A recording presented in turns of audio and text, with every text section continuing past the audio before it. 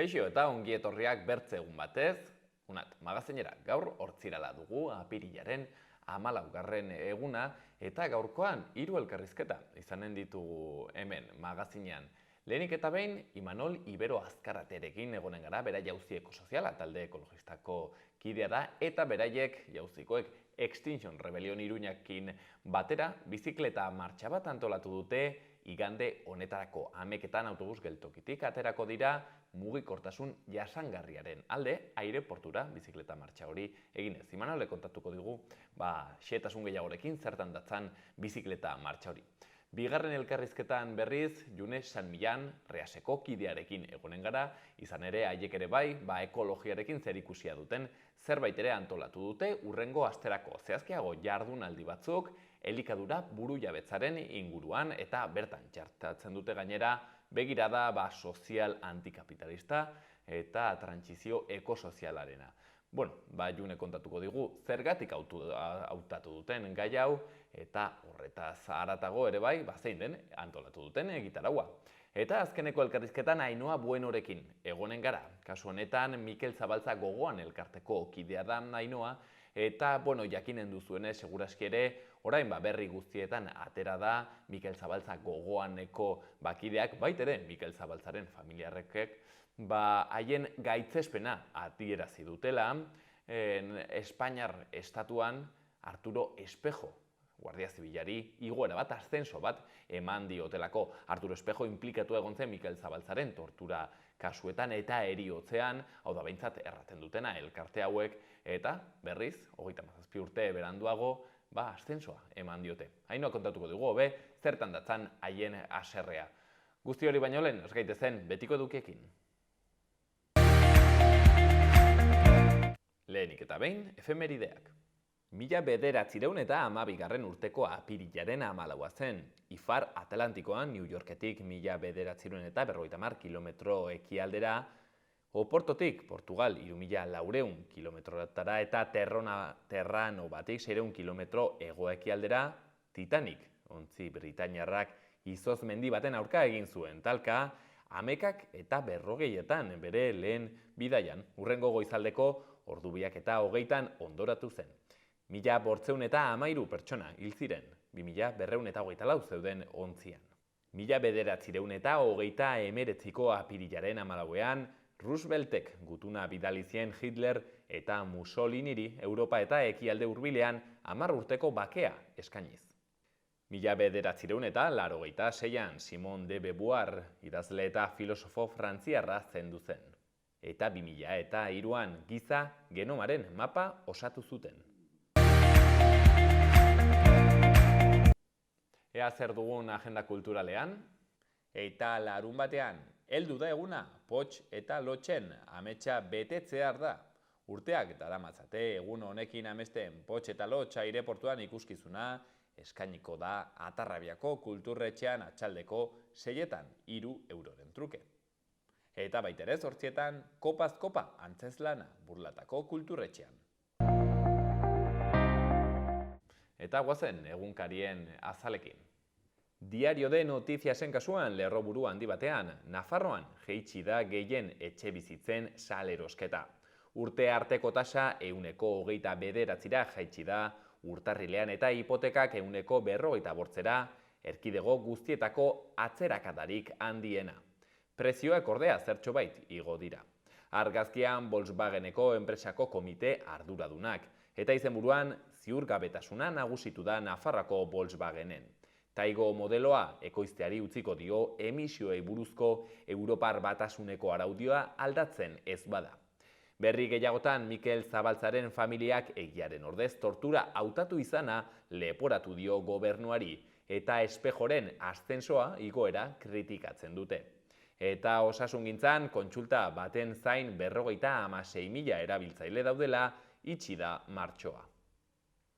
Diario de Navarran, dronen gorakadak operadore kopurua 1067ra igo du Nafarroan. Zifra hori 20 aldiz biderkatu da azken 5 urteetan. Argazkian berriz, Aloja Romero eta Patricia García voluntarioak zopa beroaren erabiltzaile batekin solasean. Izenburuan zopa beroa eta konpainia. Iruñeko Paris 375ko programa batek janaria eta elkarrizketa eskaintzen dizkie etxerik gabeko pertsonei. Berri gehiagotan, Volkswageneko batzordean ezinegona bateria fabrikari buruzko nahasmenduagatik eta Bargotako bizilagun bat hilda Los Arcosen kamioi batekin talka eginda. Gara egunkarian, argazkian Mikel Zabaltzaren arreba hitza hartzen. Lerro buru handian, Zabaltza Garate familia espejoren igoeraren aurrean. Duela 37 urte bezala gaude. Horbaizetan egindako agerraldi batean Mikel Zabaltzaren senidek Arturo Espejoren igoera salatu zuten. Harresi baten aurrean gaude eta ez dute botatzen utziko, kritikatu zuten. Berri gehiagotan, konponbide politiko baten alde dago ELN eta ambulatorioak medikurik gabe ez bakarrik oporretan. Berri egunkarian lerroburu handi batean, behatokiaren arabera arlo pribatuan ere atzera egin dute hizkuntza eskubideek. Erakundeak 2022an bildutako urraketen txostena aurkeztu du. Administrazioak jaso ditu kexa gehien, baina kezka sortu du interes orokorreko zerbitzuen egoerak ere. Argazkian berriz Mikel Zabaltzaren senide eta elkarteko kideak. Eta izenburuan, duela 37 urte ginen puntu berean gaude. Mikel Zabaltzaren senideak salatu du Espainiako gobernuak iraindu egin dituela Arturo Espejo Guardia Zibila sarituta. Torturaren biktimak aintzat hartzeko bidean, aitzinatutakoa desegin dela adierazi dute Orbeizetan egin duten agerraldian. Eta Euskal Herria Irratian, Espejo Balero Aezkoan pertsona non grata izendatzeko bidea ireki dute. Arturo Espejo Guardia Zibilaren kargu goratzea dela eta Orbaizetako arma olan agerraldia egin dute Mikel Zabaltza gogoan ekimenak, Zabaltza Garate familiak eta torturaren sareak. Alboko berrian, zurekin Nafarroa koalizioa erregistratu dute epaitegietan, eta azkenik, Barkosek kritikatu du PSNek ez duela aurrera pausorik eman eskuduntza berrien transferentzian.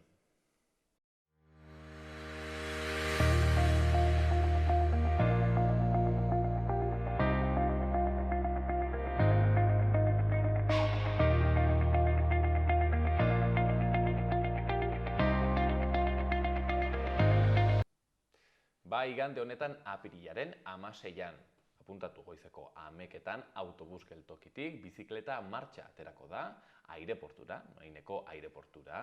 Eta kasu honetan, hortzen erabili duten leloa edo aldarria, zera da, garraio publiko gehiago eta alferrikako hegaldi gutxiago. Mugikortasun jasangarriaren alde. Lelo horrenpean deitu dute bizikleta martxa hau, kasu honetan jauzi ekosozialeko kideak, eta baitere Extinction Rebellion Iruñako kideak, eta gainera guzti hau, kanpaina baten barnean sartzen da La Energia Justa izenekoa, eta hortzen kokatu dute bizikleta martxa hau, eta gaurkoan horretaz solasteko, hain zuzen ere Imanol Ibero Azkarate, jauzi ekosozialeko kidearekin egonen gara. Beraz, arratsaldeon Imanol, eta mil esker gurean egoteagatik. Haupa, eskerrik asko gorka. Imanol, erraten genuen gainera, duzue, baino bere zuzenago izango zen dugu, Imanol, zeren nik ere parte hartzen dut honetan, beraz ez dezagun gezurrik erra, nik ere parte hartzen dut, eta hortzen nago antolatzen bizikleta martxa hori, beraz, oroitu, igande honetan, Iruñetik aterako gara, autobus geltokitik, eta kasu honetan, aipatzen genuen, bizikleta martxa hau antolatu duzuela, nork antolatzen duzue? Imanol, aipatu dugu jauzik eta Extinctionek. Bai, hala da, pixkat jauzi ekosoziala Nafarroan edo Iruñan antolatuta gauden taldetik eta Extinction Rebellionekin batera. Eta hori hilabete batzuk dira hemen Nafarroan jauzi dinamikarekin hasi ginela, nonbait pixkat ekologismoaren inguruko hausnarketa batzuen bueltan, nolabait jauzi matemateko gogoa genuelako.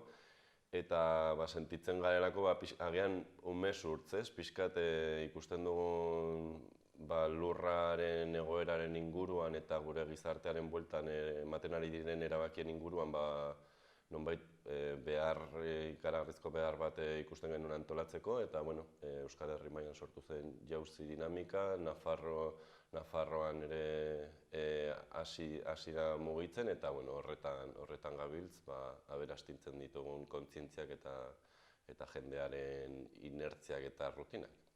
Kasu honetan, bizikleta martxa bat antolatu dugu, aipatzen genuen, igande honetan, zergatik zen izanen zen arrazoia antolatzeko hau eta harat joateko aireportura?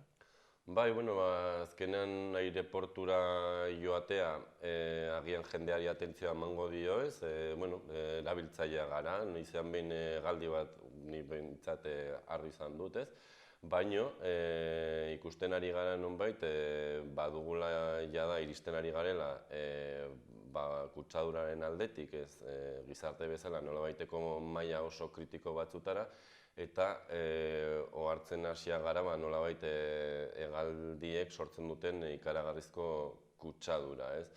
Eta ez soilik kutsadura sortzen dutela, ze jarduera askok sortzen dute kutsadura, baina agerikoa da gainera hegaldi bat hartzen dugunean zer nolako behar izanak asetzen ari garen horrekin, eta beti edo ia beti hegaldiak ateratzen dira gure aisialdia elikatzeko, gure kapritxoak, ez? Eta hori salatu nahi genuen, ez? Nonbait, ari garela lehentasun bat ematen hegazk edo behintzat mediatikoki, ez? Gure subkonstientean dagoen natural bezala hartzen ari garen zerbait da, hegaldiak Madrilera, Las Palmas, Bruselas, ez dakit norantza, ez? Joateko aukera badela Iruñetik, baino aldiz ikusten ari gara urtetik urtera, nola gure eskualdetako garraio sistema publikoak ari diren murrizten, desagertzera bidean batzuk, trenaren apustua, bertako trena, tren sozialaren apustua, gero eta okerrago dabiltzala, eta aldiz administrazioa eta sistemaren proposamena da ez zoaz urrutira, behitu ze ongita ze pozik, eta hortarako hegaldiak eta HTA bezalako infrastruktura proposatzen dituzte, ez?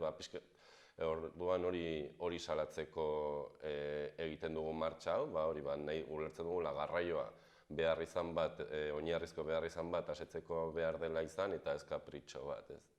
Mezua izanen zen, alde batetik bai Nafarroko jendarteari, erranez erabiltzeko gutxiago, eta bertzetik baita ere akaso gobernu eta instituzioi erranez mugatu behar dela, hegazkinen erabilera? Bai, azkenean bi ildo horiek jorratu nahi ditugu nonbait, ze ulertzen dugu karbono isurketak murrizten hasi behar garela gaurtik berandu gabiltza, de hecho, eta horretarako administrazioak hartu behar du parte, erabaki ez dakit indartsuetan eta ausartak emanez, ez? Baina aldiz baita ere administrazioak erabaki horiek hartzen baditu eta jendearen borondatearen kontra jendeak sentitzen badu, orduan administrazioak ere sentitzen du bere burua deseroso jendartearen kontrako neurriak izan daitezkelako, orduan noski bai, jendea ere interpelatu nahi dugu, kontziente izan dadin, bere gure ohitura batzuk aldatzen joan behar garela oraindik hasita, ez? Eta horietako batzu dira hegaldien erabilpena. Ze, badakigu hortxe ikertzen ibili gara pixkat, eta hor topatu ditugu datu oso esanguratsu batzuk, adibidez, Europa mailako biztanle batek kutsatzen alditu urte osoan, sortzen alditu 5 eta 6 tona karbonoren inguruko kopuru bat. Eta aldiz, bidai bakar batek munduko beste punta batera pertsonako sortze ditu 9 eta 10 karbonotona tartean, orduan esaten ari gara, bidai bakar batek, halako bidai bakar batek sortzen duela pertsona baten bataz bestekoaren bikoitza, da urte osoan sortzen dugun karbono isurketaren bikoitza. Zure aurrekontu guztia pikutara doa momentu batean. Eta gainera sortzen dugun hori berez lurrak jasan dezakenaren bikoitza ere bada, berez 2 tonaren bueltan beharko luke pertsonako kutsadura, eta aldiz esan bezala munduaren beste puntara joatea 10 tonaren inguruko zerbait da. Eta Europan baitz egiten da 1 eta 3 tonan arteko kutsadura sortuko lukela hegazkina, eta badira datuak deigarriak eta guregan eragin bat sortu beharko zuketenak, baina egia da kostata hartze ditugula erabakiak eta jartzen dizkiogula gure privilegioei mugak kostatan nahiz eta jakin ari garela lurra ataka zail batera antzeramaten, ez? Imanol, nik uste dut jendeak kezka izanen duela, zeren erranen du, bai, ados nago, ez, egia da, kutsadura sortzen du, eta baina haizu baditugu bertze arazo larriagoak, ezta? Inflazioa dugu orain, etxe bizitzaren presioen igoera, langabeziaren arriskua, krisi egoera bat, zergatik etortzen zarete, ez? Zuek halako kontu batekin, hegazkinekin, hori nolabait ere ez da zerbait zentrala, pentsatuko dugu bate baino gehiago. Bueno, zentrala zer den, zaila dago, argi daukagu hemen ukitu behar direla oin guztiak eta gizartearen edo bizi ereduaren eremu asko eta asko, baina deigarria izan da, eta baita ere data hasieran apirilaren 2an planteatu genuen, ikusita aste santua zetorrela, eta pixkatele kokatu nahi genuen jarduera hau data horietan, ze aste santuan, eta ikusi hartu bagara, eta zerura begiak bideratu baditugu, nola jarri diren gure zeruak egun askotan ez, ari dielako hegazkina gora eta bera, eta kriston laino zakarrak sortu dizkigute buru gainean, eta hor agerian gelditzen da nolako inpaktua duen hor. Zentraltasuna, gure ustez mugikortasuna, de hecho ez dakit portzentaietan, baina 30%-aren bueltan da mugikortasunaren kutsadura mundu mailan edo uste dut, eta datu hori kontuan izan da, hegazkinek bertan inpaktu oso latza dute, gainera portzentualki, ez? Manejatzen genuen datu bat, ezela hegazkinak egoten Europa mailan kutsadura dela 13%aren ingurukoa, eta aldiz trenarena 0,5%ko ehunekotan, ez? Eta ikusten dugu kriston aldea, batzutan badagoenean aukera trenez, adibidez Madrilera trenez joateko, eta aldiz hegazkina baliatzen da askotan, nahiz eta izan askoz ere jasangarriagoa edo.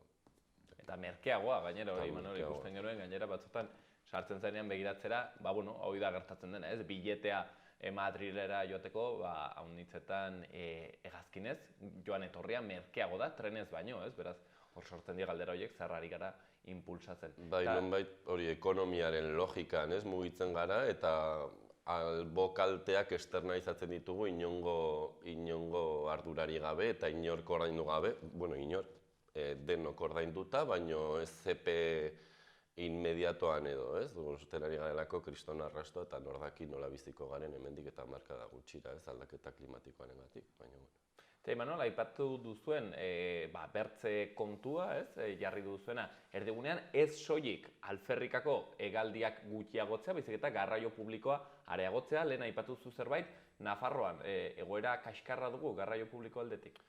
Bai, zeharo.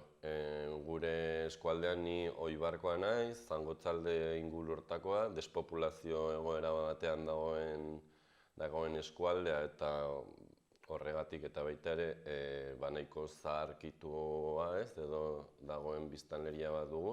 Eta bertan herri txikein badaude eta Zangotzan daude gehien bat zerbitzuak. Ez dago inongo zerbitzurik herrietatik konsultara Zangotzara joateko, edo erosketak egitea joateko, edo behar izan horiek aseko dituzten baliabiderik ez da existitzen gurean. Iruñera igotzeko ere ikasleentzako bai dago zerbitzu trakets baino badago zerbait, baino gero arratsaldetan edo bestelako ordutegitan oso zerbitzu eskasa dago. Eta hori agerian uzten du gurean gainera hamarkadak dira herrietatik eskatzen ibili garena, nonbait hori Zangotzarako eta Iruñerako garraio sistema erabilgarriak egon behar direla, baina ez da inongo neurririk hartu aspalditik eta gero eta okerrera gogoaz. Orduan, bai garraio publiko sistema agerikoa da okerrera egiten ari duela eta ikusten da ere trenaren erabilpenarekin, Sakanaldeko eta Tafaialdeko jendeak nola hainbatetan salatu dute euren geltokitan ez dagoela apenas Iruñera etortzeko aukerarik eta jakin badakigunean efizienteena edo jasangarriena litzakeen garraio sistema delako, elektrifikagarria delako eta aldiz kotxeak ez hegazkinak ez dira ala ez. Erraten genuena, igandean orduan hitzordu hau, antxen autobus geltokian goizeko 11etan, ez dakit Imanol zerbait berezia eraman behar dugun, arat, edo zerbait hartu behar duen kontuak, ara joan nahi duen jendeak, bai, egia da, ikusi dugu eguraldi ona eman dute printzipioz, euria behintzatez, ez dakit zerbait eraman behar den txubaskerotik aparte. Txubaskeroa ez dela beharko dirudi, eta hori bai kaskoa eraman beharra dago, errepidetik tartetxo bat egin beharko dugu. Eta gero, ez dakit, giro ona, jendearekin egoteko gogoa, eta pixkat beste mundu berri batekin amesteko gogoa ere, ez? Eta musika pixkat ere gonen da. Reimi ez, baina reimiren aparatua Hoixe. Erraten genuena, bizikleta martxa hori antolatu dugun, nire bai horretan parte hartzen, mugikortasun jasangarriaren alde, eta leloa alferrikako hegaldi gutxiago, garraio publiko gehiago, hoixen. Igandean eginen den bizikleta martxa, autobus geltokitik goizeko 11etan, hortzen badago maldatxoren bat, baina, printzipioz, ibilbidea nahiko erresa, eta eguerdi parterako, hementxe, bueltan Iruñean, azkal ordurako. Imanol, eskerrik asko, gurean egoteagatik. Zuei eta... Goazen orain, asteburuko eguraldiarekin. Gaur hortziralean, zeru estaliarekin eta hego-mendebaldeko haizearekin hasiko dugu eguna. Euria eginen du ugariago ipar partean. Ondoren ostarte batzuk zabal litezke, baina zeruan hodeiak nagusi izaten jarraituko dute.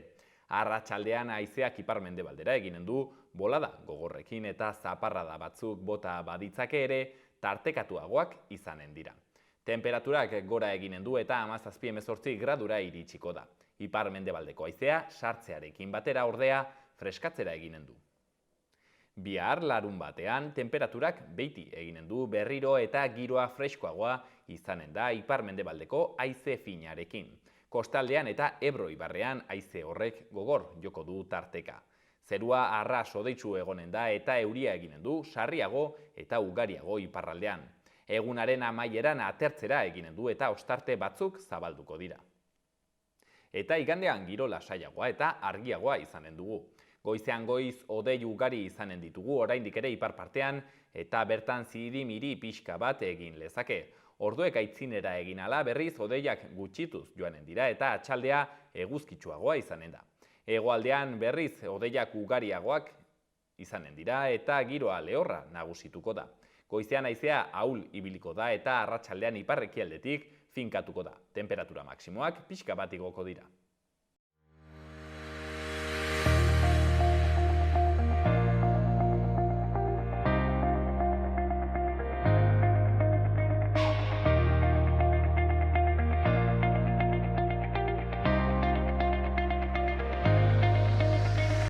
Bigarren elkarrizketa honetan, aipatzen genuen hemen brometan, ekomobida gehiagorekin gatozela, kontu gehiagorekin. Kasu honetan, 16tik 21 batera, helduen aste honetan, hain zuzen ere, ekonomia solidarioaren 16. jardunaldiak ospatuko dira, Reasek antolatuak kasu honetan, eta beren izenburua, elikadura, burujabetza, kapitalismo, osteko trantsizio ekosoziala. Lelo horren, azpian egin dute egitarau aski mamitsua, eta gaur, jakinen dugu zer den ekarri digutena Reaseko lagunek, eta horretarako, nola ez? Reaseko kide eta langile den, June Sanmillarekin egonen gara solasean, beraz, arratsaldeon, June? Arratsaldeon, bai. Gilesker gurean egoteagatik, ongi dena, June? Bai, plazer bat hemen egotea, beti bezala. Eta gore bai, zoriontsu zu hemen egoteaz. Aipatzen genuen jardunaldi hauek ospatu dituzula, zer dire, zerien 16. jardunaldiak dira, zer dire jardunaldi hauek? Urtero egiten ditugun jardunaldiak dira, eta normalean erabakitzen dugu gai bat, pixkan hor pilpilean dagoena, eta ekonomia solidariotik ikuspuntuta abiatuta lantzen dugu eta aztertzen dugun gaiak. Iaz adibidez, hitz egin genuen eredu energetikoaren inguruan, eta aurten erabaki genuen hitz egitea elikagai eredua edo nekazaritza eredua edo azken finean elikadura burujabetzaren inguruan hitz egitea bai. Zergatik gai hau, zergatik da garrantzizkoa elikadura burujabetzaren afera solastea? Ikuste dut gaudela momentu oso determinantea gure historian, gizakiaren historian edo emergentzia klimatikoa dugu, erregai fosilen krisia gerotan nabarmenagoa da, eta, bueno, lehorteak justu orain bai bada berria, ez? Estatu mailan, Katalunian, kriston arazoak daude, ez du euria egiten, nahiz eta gaur pixka bat egin badu.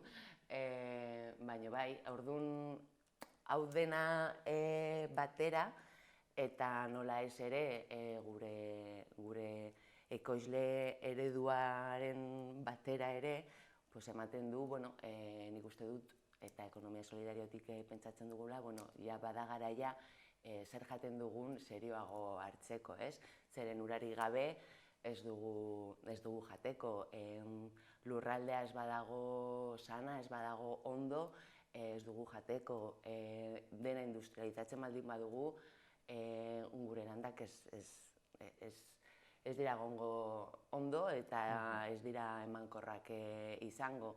Eta gero eta gehiago gainera ikusten dugun nola makroproiektu desberdinak ateratzen dira gure territorioan, makroetxaldeak, minak, poligono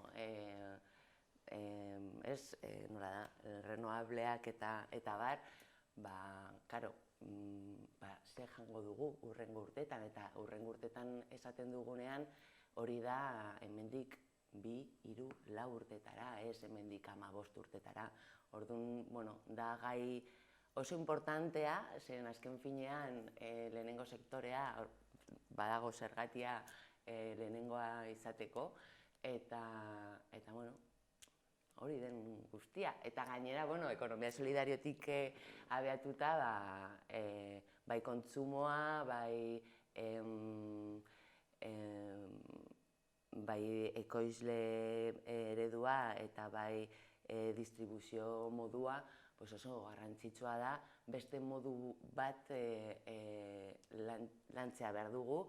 Ja dago entitate batzuk eta jende pilo hor lanean, baina gure partez hau dena zaindu eta nahi dugu handitzea eta gero eta hobe. Elikadura burujabetza, sartu gabe definizio teknikoetan, baina gutxi gara, zer ulertuko genuke, zer izanen zen hemen, Nafarroa batean elikadura burujabetza? Herri batek gai izatea erabakitzeko zer jan eta zer landuko duen eta nola. Oligopoliotik ateratuta, monokultibotik aterata, eta bere rekurtso naturalak ere zaintzen, zen azken finean hori gabe ez gara ezer. Elikadura burujabetzaren beraz gaia hortzen landuko dena, hori zentrala, baina bai June, jarri diozuela halako azpititulu ere deigarri bat, pentsatzen dut eman dizuela zer solastu ez, honek zer erran, kapitalismo osteko trantsizio ekosoziala. Konta iguzu? Bai. Egia da, printzipioan hori jarri nuen nik, en plan, zerbait horrelako zerbait, hori da. Eta pizkanaka geratu zen horrela, eta azkenean erabaki genuen... Provisional pa siempre. Hori da, provisional pa siempre. Eta bai, da pizkat eskora pilatxu, baina azken finean kapitalismo ostekoa edo postkapitalismoa hitz egiten dugunean, kontatu nahi duguna da, kapitalismotik ateraren beharra, eta nola ez, trantsizio ekosozial hori ez dugu egin behar kapitalismo batean, zeren egiten baldin badugu kapitalismo batean, gertatuko dena da, daukat lagun batzuk deitzen dutela, nola da, ekofascismo, o más de lo mismo, eta haulakoa, ez, izango da, orduan, kapitalismotik atera behar gara, kapitalismotik ateratzea, badakigu, ez dago, batere erreza, eta oso zaila, baina guk ekonomia solidariotik pentsatzen dugun, nolabait, pizkanaka ere beste printzipioekin, beste helburuekin eta beste erronkak baldin baditugu ere, beste ekonomia modu edo sorta bat pizkanaka aterako dugu, ez? Eta, da modu bat ere, onura zentroan ateratzea eta leku horretan pertsonak eta ingurumena jartzea, ez. Eta ekosozial aipatzen dugu ere bai, zergatik erabiltzen da trantsizio ekosozial termino hau? Zeron azken finean bai pertsonak, bai ingurumena erdian jarri behar dugu, bestela, pues eske, azken finean nola da, gara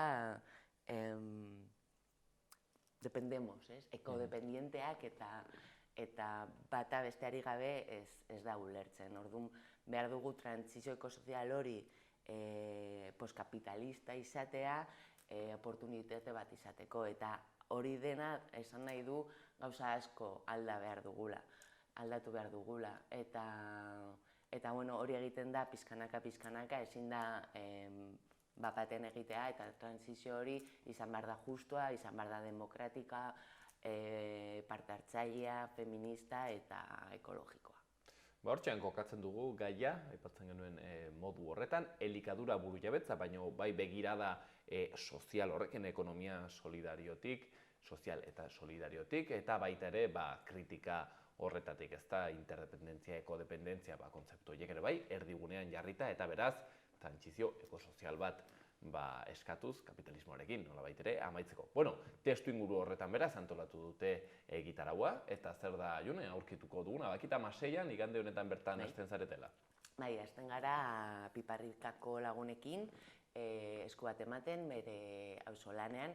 Han ere, bueno, pizkat hitz egingo dugu Baskari autogestionatutan edo, aukera izango dugu hitz egiteko pizkat hauen inguruan, ez, denon artean, osea, plan informal batean, eta horrekin hasten gara. Hurrengo egunean, 17an, da el día de las, nola da? De las luchas campesinas, euskara ez dakit nola esaten den, hasi bat batean, baina ere horrezagatik aukeratu genuen data hauek, ez? Eta, bueno, 17an geltokin egingo duguna da, deitu dugu Ardoak, Pastak eta podcast, eta etorriko dira mundu bateko lagun batzuk, ondalaneko lagun batzuk, eta San Martin de Unxeko biztanle batzuk ere, kontatzeko nola abiatu jarri dute bere herrian hainbat proiektu desberdinan bizia emateko herriari, eta, bueno, ekoiz eredu berezia ere atera dute, eta, bueno, denon artean, intergenerazional, eta, bueno, oso interesgarria da egin dutena, eta, bueno, han egon gara ardo eta pasta batzuekin, eta haiekin, geltokin, hori 7an, eta gero, hurrengo bi egunetan, hau da, 18an eta 19an, egongo dira mai inguruan katakraken.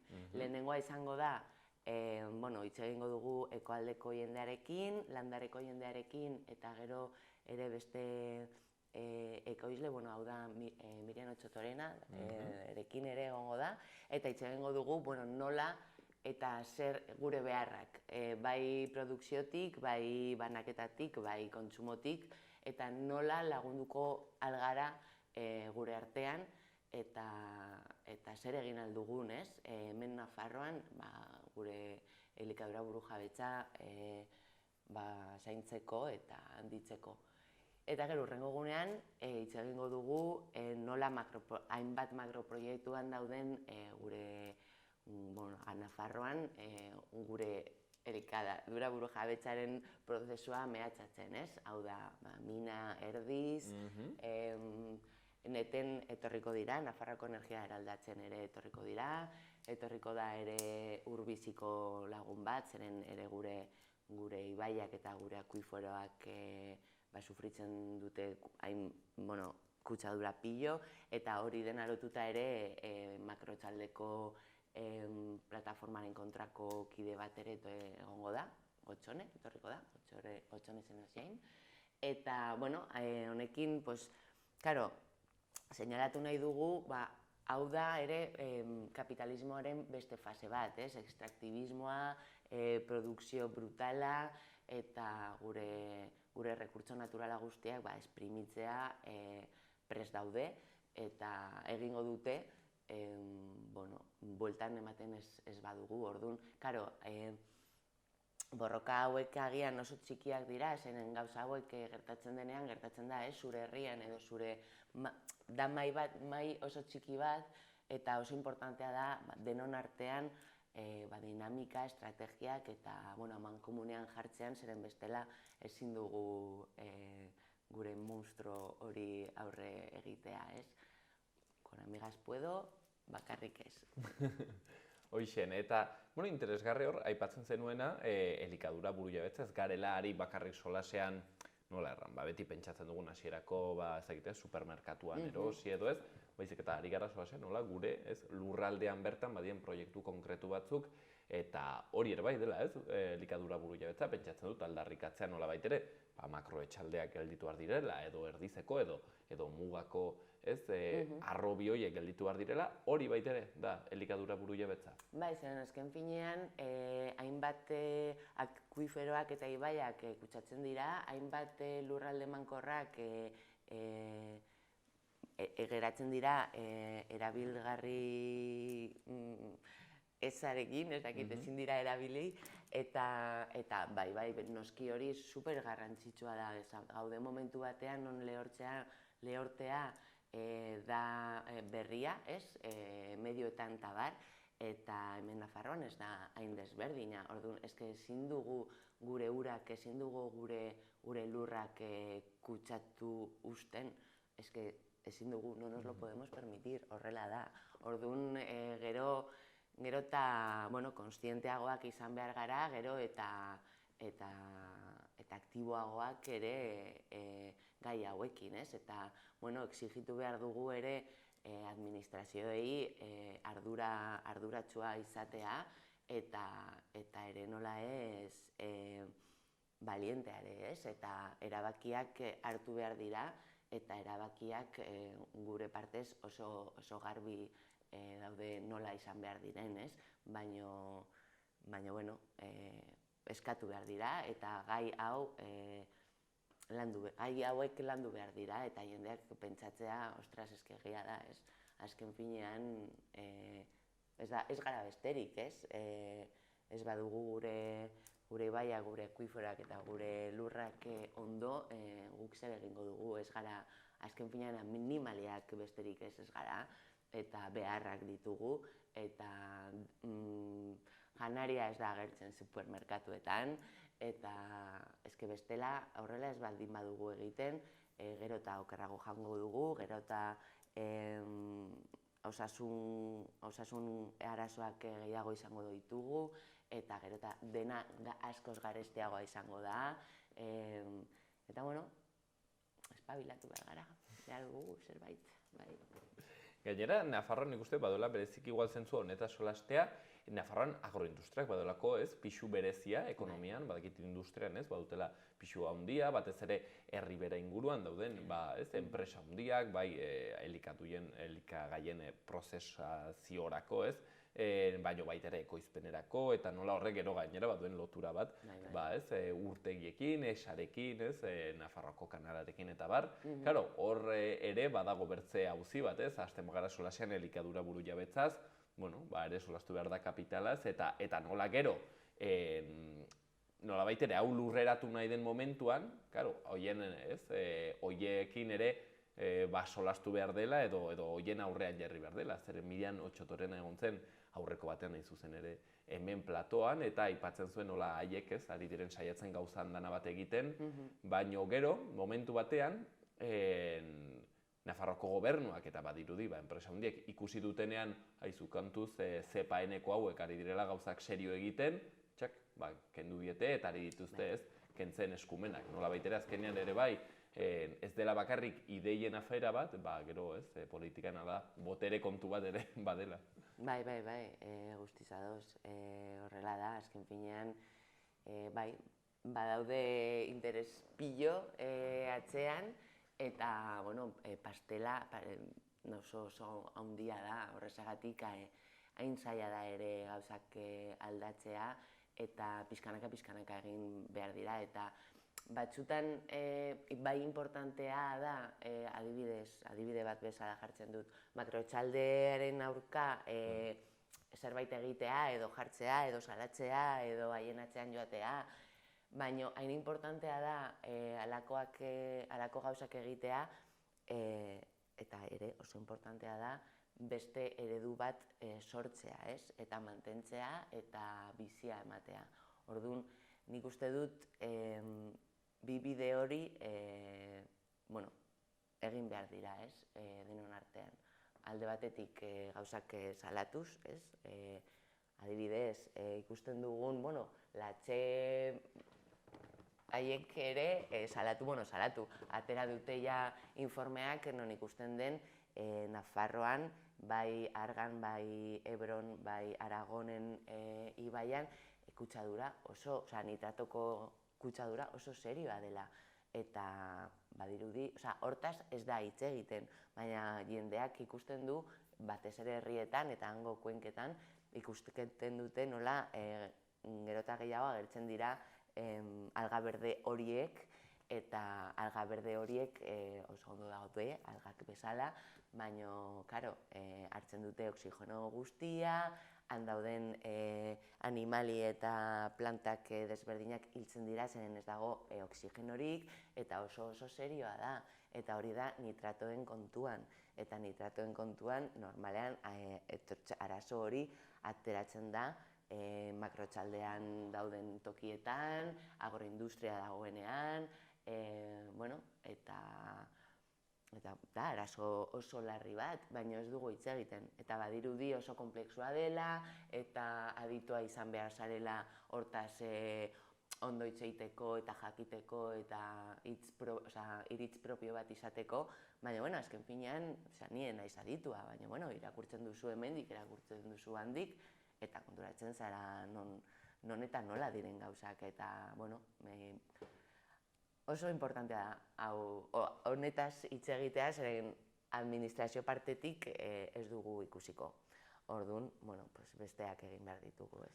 Azkeneko galdera bat, elikadura burujabetzaz ari garela, dieta zerbait solastu behar gara, hau da, elikadura burujabetzak ekartzen du gure dietak ere aldatu behar izatea?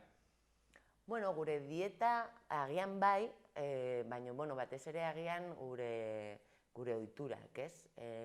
Non erosten dugun supermerkatu batean edo merkatu batean, ekologikoa ala ez ekologikoa, zuzenean produktorei edo makro, kriston hiper bat eta gainera ez da, hemendik kanpokoa. Eta gero, dieta izan alda, adibidez, haragia gero eta gutxiago jaten baldin badugu, asko zobe, batez ere, zeren asko, ur pilo behar du animali bat bere bizian, bai extensiboan, bai intensiboan, eta gero hori da beste eztabaida bat, ez? Eztabaida, niretzat ez da eztabaida, baina ulertzen dut eztabaida bat izan alda.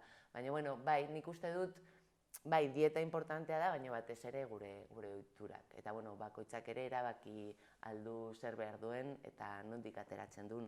Baina, nik uste dut gero eta ardura gehiago hartu behar dugu eta, helduak garaia, ez? Erabakiak hartzeko eta, importantea da ere, pentsatzea behintzat. Bai, zuzen ere, nola baitere erpin guzti hauetan sakontzeko ikusten duzu, tokia honditzetatik ukitu daitekela elikadura burujabetzaren gaia, gainera jendarteko, ekonomiako, gure ohituretako aspektu haunitz ukitzen ditu, eta horretan sakontzeko aukera igandetik aurrera aipatzen genuen, hor auzolan batekin hasiko direla, eta geroztik mahai inguruak, hitzaldiak denetik izanen dugu. Hortxen sartu, hemen dut, por cierto, esku horria, eta, Reasen webgunean edo zein tokitan bilatuta, hortxen aurkituko duzu informazio guztia, parte hartzeko jardunaldi hauetan, eta besterik gabe gaurkoan hemen utziko dugu, June izan dugu hemen, June Samilan, Reaseko kidea eta langilea, bertze behin, guri guzti hau kontatzen, beraz June, eskerrik asko, bertze egun batez. Ez erratik, plazer bat.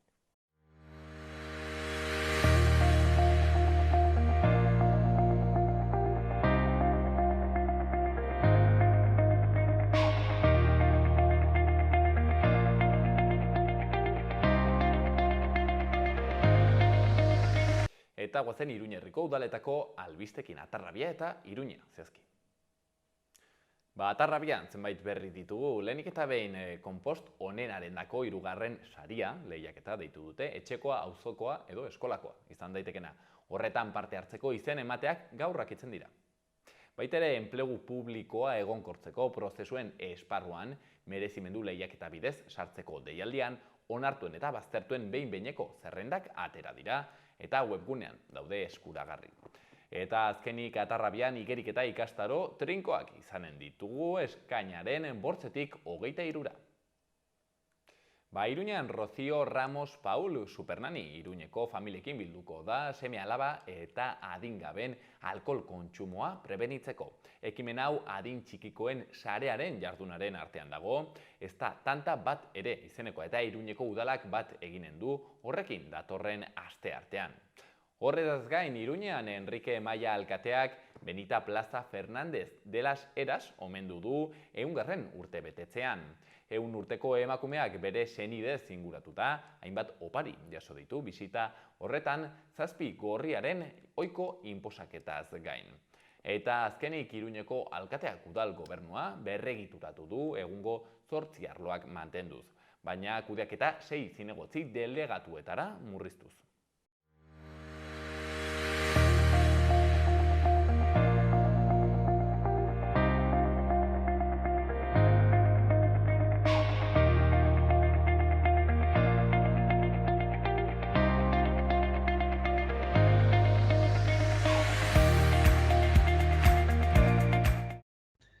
Gaurko egunean, azal handitzetan eta lerroburu hainbatetan agertu da berria.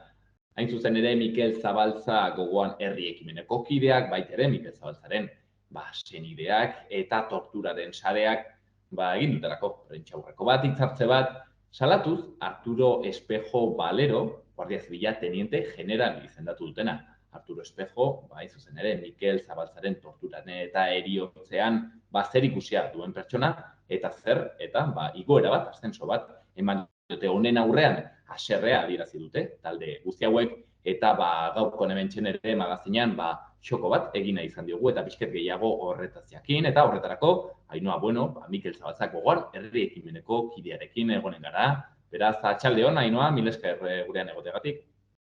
Arratsaldeon, eskerrak zuei. Ainhoa, aipatzen genuen Arturo Espejo Valero teniente general izendatu dutela, haserrea eragin duela honek, baina zein da lotura pertsona honena eta Mikel Zabalzaren kasuaren artean? Berez, daukagun informazioa 1985 El Mundo kareratutakoa izan zen, pizkat testu inguru horretan bazegoen galeen inguruko polemika eta testu inguru horretan ateratzen informazioa. Orduan, badakigu alde batetik, eta orain kargu igoera bat izan duen arren ez dela pertsona honek daukan lehendabiziko kargu igoera, eta dagoeneko Mikel atxilotu zutenean pertsona hau zela informazio zerbitzuko teniente. Orduan, urtebete eskaz lehenago izan zela lehen aldiz kondekoratu. Orduan, ateratzen informazio horren arabera, erranen genuke Espejo Valero ez zela bere eskuekin edo ez, tortura kasu honetan inplikatua egon. Horiek Enrique Dorado Villalobos eta Felipe Bayo Leal izan zirela, baina horrek ez du erran nahi inplikatuta egonezenik, erran duzun bezala, tortura kasuan. Izan zelako, alde batetik, Mikelen interrogatoriaren erantzulea eta baita enderlatxara eraman zuena, eta beste alde batetik Galindorekin eta Argote abokatua bezalako figurekin parte hartu zuena urteetara osatzen eta eraikitzen joan den eta urteetara gezurra zela egiaztatu den Guardia Zibilaren errelato horren parte. Hau da, bera parte hartu zuen estatuaren koartada horretan eta bera izan zenez pixkat bideratu zuena bertsio faltsu horren eraikitzea, deitzena bilera sekretura Guardia Zibilaren zuzendaritza horreko kideekin, eta bat. Orduan, lotura dauka Mikelen kasuarekin, ez bakarrik tortura kasua bideratu zuelako, baizik eta gainera horren ostean errelatu faltsu hori eraikitzean, batuta edo eraman zuelako. Ainhoa, zergatik da zuen ustez hain larria Arturo Espejo teniente general izendatu izana? Bueno, hori, erran duzun bezala, izendatu dute Guardia Zibilaren goi mailako, kupula horretako kidea, teniente general, eta oso larria da nagusiki zigorgabetasunaren adierazlerik nagusiena delako hau. Osea, oso adierazle lazgarria dira Guardia Zibilen maila igoerak, saritzeak, kondekorazioak, gurutzeak, dominak, ez? Argi erakusten dutelako egin dutela eta hori jakinda ere impunitatez jarraitzen dutela eta ez daudela prest justiziaren eta aitortzaren bide hori jorratzeko. Eta ez bakarrik ez daudela prest, baizik eta egindakoengatik zigortuak izan ordez, badirela sarituak, ez? Eta pixkat hori da azkenan impunitatearen aurpegirik gordinena. Impunitate bat torturatuen berbiktimizazioa dakarrena, eta impunitate bat guztiz kalte egiten diona elkarbizitzaren aldeko bide horri, ez? Orduan, larria da oso gainera, momentu batean, non instituzioek aitortu egin duten Mikel estatuaren, edo torturaren biktima bezala, aitortu dutela Intxaurrondon torturapean hil egin zela, erran dutela kasu hau ikertu egin behar dela, eta bide horretan urratsak eman ordez, Guardia Zibilak saritzen ari direla. Orduan, hau ez da bidea, eta erantzulea Espainiako gobernua eta justizia dira. Ez dakit, Ainhoa, Arturo Espejorena kasu aislatu bat den, nolabait ere, edo orokorrean bai Guardia Zibilek, bai torturarekin zer ikusi izan duten, pertsona horiek izan duten impunitatea, hau da, nolabait ere zerbait sistematikoa izan dela haien impunitatea. Bai, guztiz. Arturo Espejoaloren kasua ez da isolatua, eta inkluso kasu honetan inplikatutako beste figura batzuei begiratzen aldiegu, ez? Pizkat Espainiar estatuaren modus operandia edo erran genezakeena, egin dutenarekiko, ez? Beste alde batera begiratu eta impunitate osoz jokatzen jarraitzekoa. Oraingoan bai salatzen dugu Espejoaloren kargu igotze bikoitza hau, baina begiratu ditzakegu beste kasu batzuk, begiratu dezakegu Galindo, hiltzela kondekoratuta etxean lasai eta argi zegoen arren, ez dela bere inguruko informaziorik argitaratu behin hilda egon arte, ikusi ditzakegu Margarita Robles eta Fernando Grande Marlaska ministroak, batak izan zuen Galindo aholkulari, bestea izendatu izan da Guardia Zibilaren sostengu agintaritzako burua, ordan pizkat impunitatea hau sistematikoki errepikatzen den zerbait, eta ez da inondik inora pertsona honekin gertatu den kasu isolatua. Gainera, hau igual bertze hausnarketa bat da, urrunago joaten dena, baina erran nahi dut hartzen duen kargua kasu honetan ez da edozein, erran nahi dut, ez da enpresa bateko koordinatzaile jartzen dela, baizik eta, segurtasun gorputzoien, estatuaren segurtasun gorputzoien kargu batean, ez, erran nahi dut, karo, ala baldin bada, erran nahi dut bertsio hori hau erraten dena, eta, badirudiena, Eusko Jaurlaritzak eta baieztatzen duten, hau da pertsona honek zerikusia izan zuela, tortura kasu batekin, ez dakit beldurra ez alduen ematen, halako pertsona bat, halako botere handiko kargu batean egotea, ez? Beldur puntu bat eragin dezake, badakiguelako horrelako gorputzek historikoki hemen Euskal Herrian zer suposatu duten eta zer suposatu dioten Euskal komunitateari, ordan beldur puntu bat izan daiteke, ez? Pasartelatzak egon direlako ez bakarrik erailkeitekin, baizik eta inkluso kontrol polizialetan edo, orduan uste dut horrelako pertsonak kargu hauetan egondak eragin dezakeela, beldur puntu hori, baina beldurra baino batez ere mina eragiten duela erranen nuke. Mina ikusteagatik aipatuketako guzti hau, ez, impunitatez jarraitzen dutela eta egindako guztiaren ostean hor daudela eta gainera geroz eta botere kuota gehiago irabazten. Ez dut, galdetu oraindik, hala ere, egia da kargua igo diotela, baina ez dakit noizbait ere bere bizitza profesional honetan zigortua izan zen, Mikel Zabaltzaren kasuarengatik halako nizarrakit, zerbait, ez, zigor modukoren bat edo jaso duen, amonestazioren bat edo zerbait. Ez da zigorrik egon, hasteko eta behin auzi hau ez delako como tal epaitua izan. Auzia bitan izan da zabaldua, lehendabiziko aldia Mikel hil egin zenean, eta bestean 1985ean aurretik aipatu bezala El Mundoko informazio guztia atera zenean. Baina bietan kasua itxia izan da balizko, suposatzen delako ez, froga nahikorik ez zegoelako, eta beraz ez da epaiketa bat egon. Orduan, epaiketarik egon ez denez, ez du inoiz inork kasu honengatik zigorrik jaso. Baina, zaila edo ez, nekez pentsa dezakegu zigortuko dutenik norbait ikusten ari garenean jorratzen duten bidea maila igoerena eta kondekorazioena izaten ari dela. Hain zuzen ere, aipatu duzu Ainhoa zerbait ere, baina momentu honetan Mikel Zabalzaren kasuak ze kontsiderazio ofizial du, hau da, onartuta dago erailketa bat izan zela nolabait ere, tortura kasu bat egon zela, ala, bere garaian egon zen bertsio hori, ez, itoarena hori da ofiziala, ez dakit nola dagoen kontua. Berez hori, epaiketarik egonez denez, ofiziala dena, Guardia Zibilaren bertsioa da oraindik 37 urte igarota.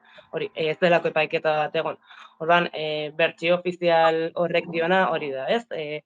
Mikel zulo bat topatzera eraman zutela, bertatik ihes egin zuela, bidasoara jauzi egin zuela, eta bertan hil egin zela. Bertsio bat hasieratik familiak ez zuena sinetsi, ahizkoak ez zuena sinetsi, eta, herriak orokorrean ez zuena sinetsi.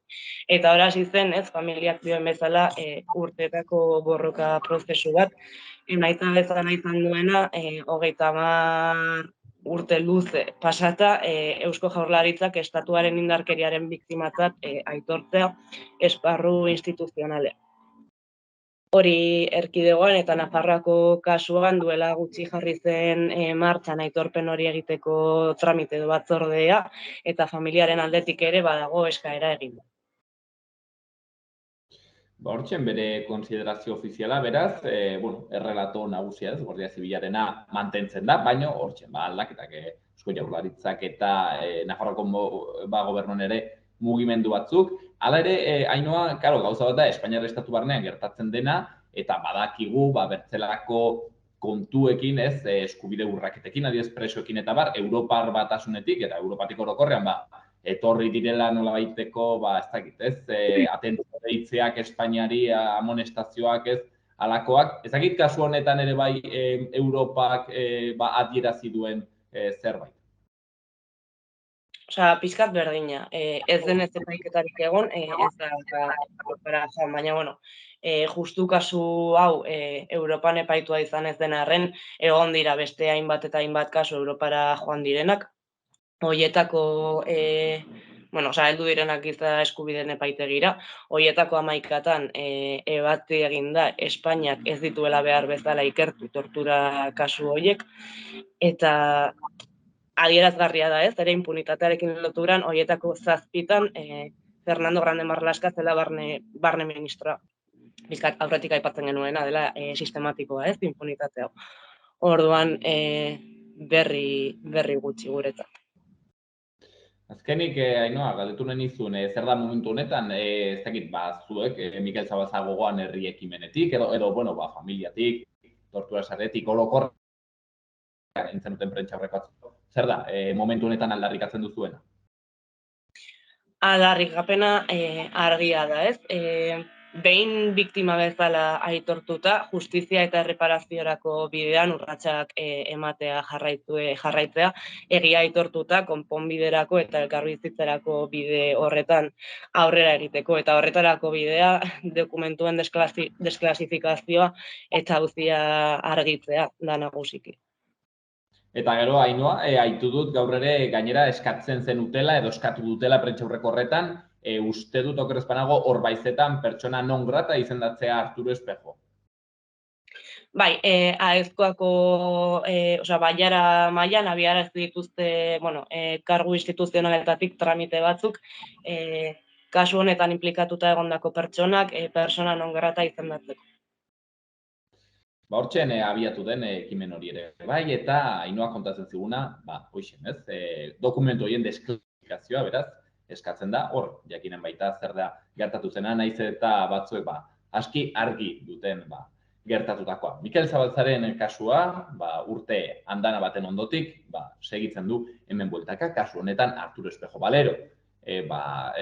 Gertatutako horretan inplikazioa bazuena, zer eta teniente general izendatu dute, eta gaurkoan horren inguruko posizioa edo haserrea adierazten, hementxe Ainhoa Bueno, Mikel Zabaltza gogoan, herri ekimeneko kidea.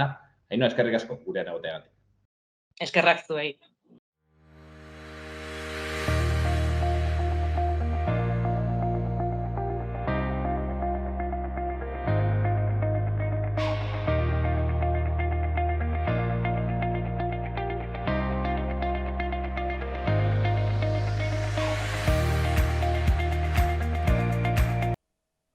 Bueno, hauxen dena gaurkoz, ortziralo honetan, ikusi duzue, saio mardula gainera 3 elkarrizketekin, astelenean hemen izanen gaituzue kontu gehiagorekin.